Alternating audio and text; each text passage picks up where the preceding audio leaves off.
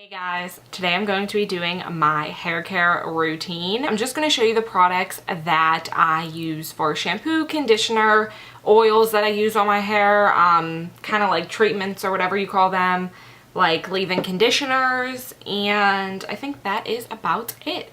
So I guess I'm just going to start off with my hair type, just so you guys kind of know, what I got going on in this mane. I have a really thick coarse hair. My hair is this is naturally what it does. It's naturally wavy. When it's shorter and it's less weight, it is very curly. So I do have naturally curly hair, but since my hair is so heavy, it makes it like wavy since it's really long and heavy.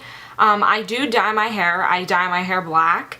I like I think it's the One and Only Argan Oil hair dye. I've been using that pretty much for almost a year now, I want to say, but the last time I dyed my hair I did use drugstore box dye just because I didn't have a chance to get to Sally's and my roots needed done like ASAP, so I did use box dye. I occasionally will use a box dye. I'm pretty sure I use the Fructis. Is there a Fructis hair dye? I'm pretty sure there is. I'm pretty sure that's what I use, the Garnier Fructis hair dye. Correct me if I'm wrong if there's not one from them, but I believe there is, and I believe that is what I used. And I just use black hair dye, straight up black.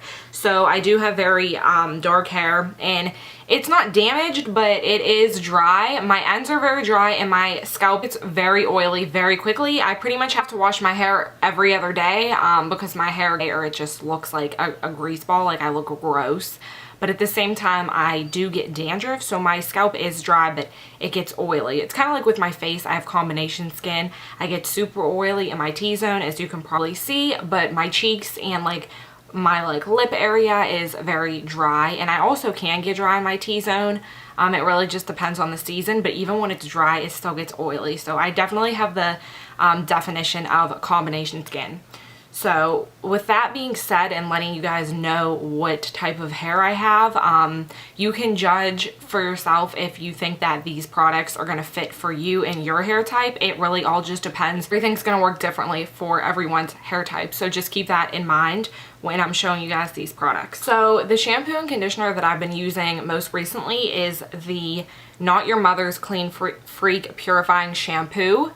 This is what the packaging looks like, and the conditioner that I've been using is the Burt's Bees Super Shiny Conditioner with Mango, and it's sulfate free. This one is one says no sulfates, silicones, parabens, or dyes, so they're both free of sulfates and free from things that are going to make your hair gross or dry it out, or just those things aren't good for your hair. So it's good to look for shampoos and conditioner that say no sulfates and, paraben free. So I've been using these kind of like in conjunction with each other, but I always like to switch up my shampoos and conditioners just because I think they stop working after a while and they just don't do the same thing that they did when I first started. So kind of like every other time I wash my hair, I try to switch up my conditioner and shampoo. So I'll use this once a week, and then I'll use something. I'll use 2 other products the next time I wash my hair that week, if that makes sense. Unless I wash my hair more than once that week, then it just kind of go back and forth. So another shampoo that I have been using for a really long time is Head & Shoulders, and I use this off and on. I don't continuously use it all the time, but I've went back to it throughout the years. But it does kind of strip your color from your hair, which is something that is kind of annoying because it does have, medicine in it that is supposed to help your scalp. I'm trying to see if this one has sulfate. This one does have sulfates in it, so it isn't completely sulfate free like a lot of shampoos. Like I said, you can look for ones that don't have sulfates in it. This one does, but it does help my dandruff a little bit, so I like to go back to this every once in a while just to keep my scalp under control, because I don't want a ton of flakes and it gets gross. So this keeps my scalp in check. And then this is something that I have been trying out recently, and I'm not too crazy about it. It is the Phyto Strengthening Treatment Shampoo for thinning hair. And I'll just show you guys what it actually looks like. It's really tiny, and I think that I intentionally bought this because I have a lot of breakage up in my scalp. As you can see, I have a lot of baby hairs. So it's because my hair is really heavy, and when I pull it up, my hair breaks. So I don't want to have thinning hair on my my hairline. So that is originally why I bought this. But I think that when I did buy it, I wasn't thinking that when you have thinning hair, you usually don't have a lot of hair left. Like your hair is falling out, thinning. And so this doesn't lather well at all, and it's just like you have to use so much just in one use. And I think that's because it's meant for people who are having thinning hair and their hair is like, you know, falling out. So I think that I definitely didn't think of that when I bought this. So I think that if that is your problem and you don't have a lot of hair, this might work for you. But I just don't really like using it because it is just such a pain, and I have to use like so much when I do use it. So but yeah, I've been trying it out. I don't know if I've really noticed a difference, but I haven't used it super consistently. So maybe if you use it consistently, you might. But I got this from Sephora off of Sephora.com. I'm not sure if they carry it in stores, so I wouldn't know that if they did. Next is another conditioner that I kind of use, you know, off and on, and it is the Big Sexy Hair Sulfate Free. This is also sulfate free, and it's the Volumizing conditioner, which this is just really common. A lot of people have heard of the Big Sexy Hair. I really like this. I think I don't know if it like makes my hair super big. My hair is naturally pretty like voluminous just because I have so much of it. So I don't know if I see too much of a difference because I don't really have thin hair anyway. My hair isn't limp, but I do like it, and it does smell good.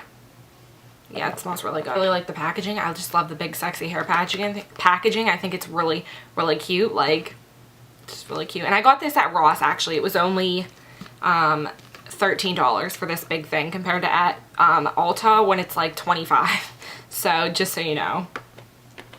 And then kind of like a treatment that I do is I use coconut oil on it, and if you can't tell, this actually melted. Probably because it's so hot right now, like it actually melted in my drawers. So I was kind of surprised when I pulled it out. I was like, whoa. But I guess I shouldn't really have been surprised because it's really hot. Like I'm actually sweating in my room right now because I had to turn off my fan because it was really loud when I was filming. So yeah. But I use this probably, I try to once a week, but I usually end up doing it every other week just because I feel like a week goes by so fast and I'm like, oh, I forgot to, you know, put coconut oil in my hair.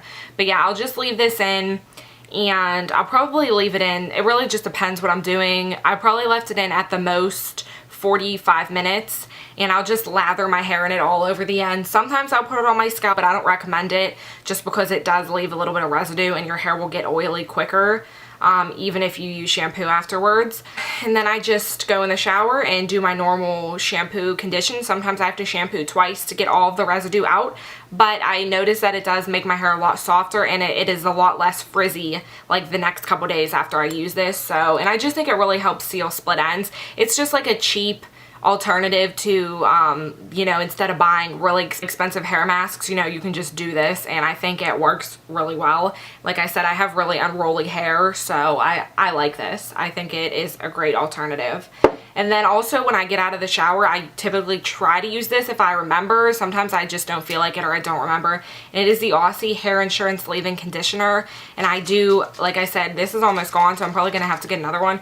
But I like this, and I've been using it off and on for a while. Sometimes I'll forget. Sometimes I'll use it for like 3 weeks in a row. And it's just like, it just depends. But yeah, I'll just spritz this throughout my hair. I don't like spray a ton, but I'll spritz it all over my hair when it's like wet. And I have 3 oils just because I wanted to include these because I like to do these after I style or straighten my hair. If my hair is looking extra frizzy, I'll use an oil to kind of like tame down the frizz, and I have 3 to share with you guys. This one is the Victoria's Secret Hair High Shine Serum, and the packaging is obviously adorable, but I like this one a lot, and it smells good. It feels good like in your hands, even like after you put it in your hair, your hands are really soft. So I really like this one, and it's probably like probably the cheapest one out of all 3 that I'm going to show you. This is the Biosilk Silk Therapy, and I'm not sure how much this one is specifically. I know I've seen Biosilk in stores. I'm pretty sure they have it at the drugstore and at Ulta, but I've never actually like purchased anything from them on my own. So this was given to me by one of my aunts, and I really like it. And you can see I use like proper. And when you use stuff like this, you don't need a lot. Even though I have a ton of hair, I don't need a ton of it. If I use too much, it'll just make my hair look really like greasy, and it's not going to look shiny or like frizz-free. It's just going to look gross. So you don't want to use too much. You want to use it sparingly. And the last one I have is the, I don't even know how to pronounce this, Beau International Opalescence Styler Hair Polish. It's really kind of like confusing, but yeah, I'll have it listed down below for you guys. And I'm not sure where you can get this either. My aunt gave me this one as well, so I'm not sure, but I really like this because it kind of has really finely grained shimmers in it, so it's just really, really pretty in your hair, and it just also feels good. It's like soft, and I don't know if you guys can see the shimmer in there on the sides, probably not, but it is just a really neat product, and I just thought that I would share it with you guys just because it is something that I will use from time to time and something that I actually do enjoy, so wanted to include that. And that concludes my hair care routine. These are just all of the products that I pretty much use most often, and kind of like how I keep my hair healthy and how I keep my hair how it is and long and just looking good. And I will occasionally use a dry shampoo, and of course there are other products, but these are the main ones that I use like more often and that I actually reach for. I hope you guys enjoyed my hair care routine. If you have any questions about any of the products that I mentioned or anything about my hair in general, just leave down below, and remember to subscribe and thumbs up this video. It means a lot to me, and I will see you guys in my next video. Bye guys.